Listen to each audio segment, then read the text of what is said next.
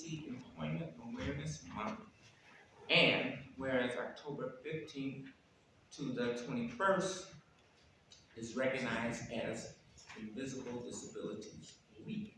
Within the month, approximately 20% of Americans live with a condition that can be considered an invisible disability, amounting to approximately 66 million Americans.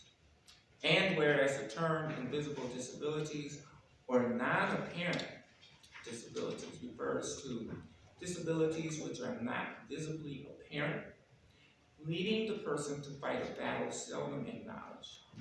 Some examples of invisible disabilities include Alzheimer's disease, anxiety, depression, arthritis, autism spectrum disorder, inflammatory bowel disease, deafness, vision impairment and blindness, diabetes, epilepsy, fibromyalgia, post-traumatic stress disorder, attention deficit hyperactivity disorder, traumatic brain injury, Usher syndrome, bipolar disorder, cystic fibrosis, and multiple sclerosis, among many others.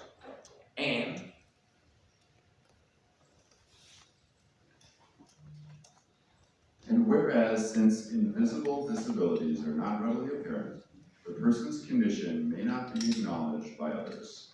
A lack of acknowledgement of the disability often translates to a lack of funding, accommodations, medical resources, medical diagnoses, and overall support.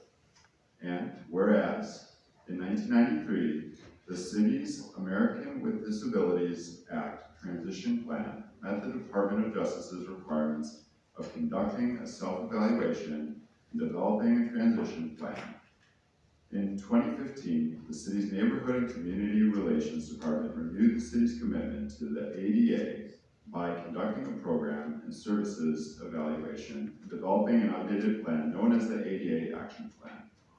And whereas the ADA Action Plan demonstrates the city's commitment to the inclusion of people with disabilities in programs, services, and decision-making processes by adopting emerging accessibility and technological practices and identifying areas where there are gaps and needs for improvement to better serve people living with disabilities in every form.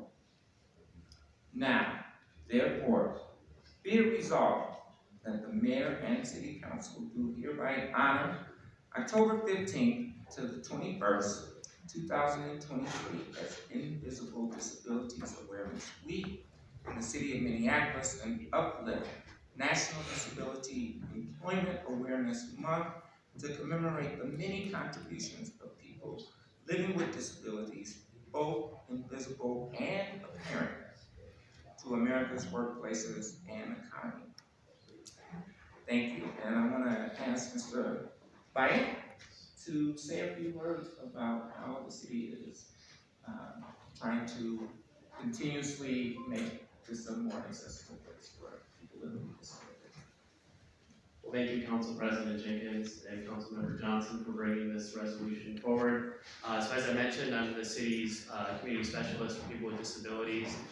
This resolution follows other resolutions and proclamations made by other states, including Illinois and Colorado, Louisiana, and Pennsylvania, that understand that it's extremely important to create spaces where people feel welcome, where they feel understood and heard.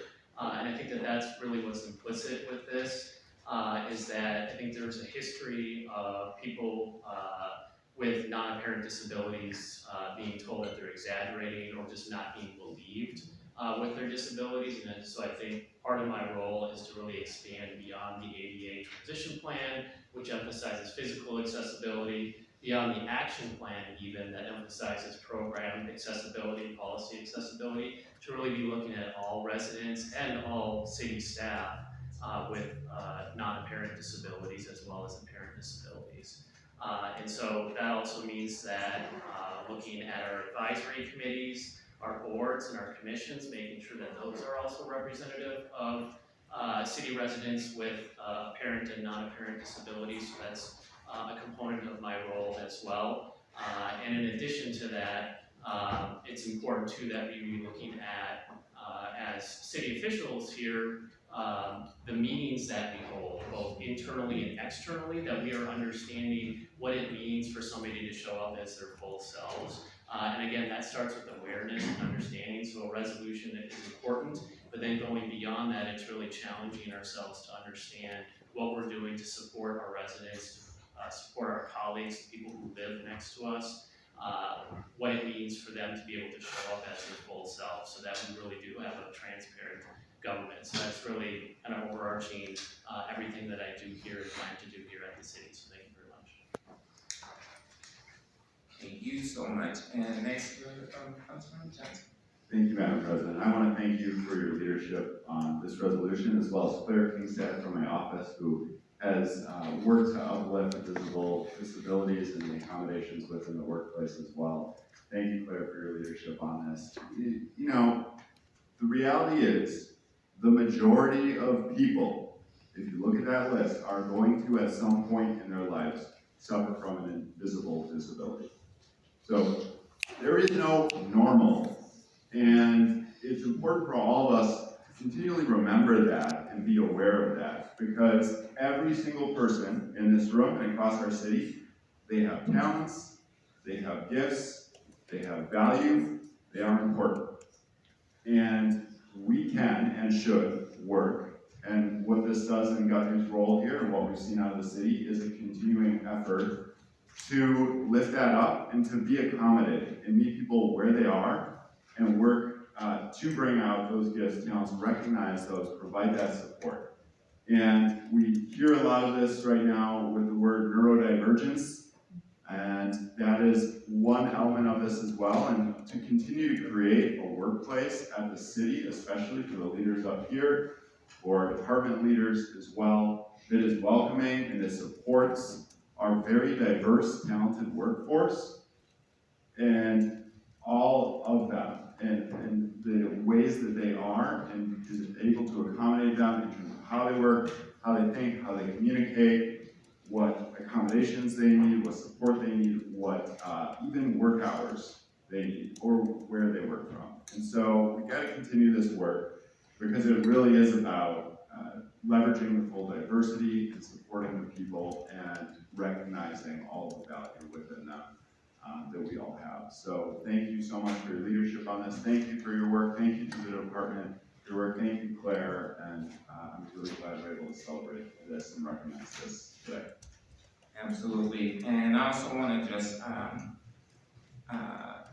point out and acknowledge my own staff person, Diva Sadar, who also worked very hard and diligently on this resolution as well, and who helps me daily as I navigate my own disability. And so thank you, Diva, and thanks to all of my colleagues who have been so helpful in acknowledging the challenges that I am currently dealing with and struggling with, as well as recognizing the talents and value that I bring to this body and to this work, as well as other people who are living with disabilities. So thank you all so much for this opportunity, and thank you for your work, sir. All right.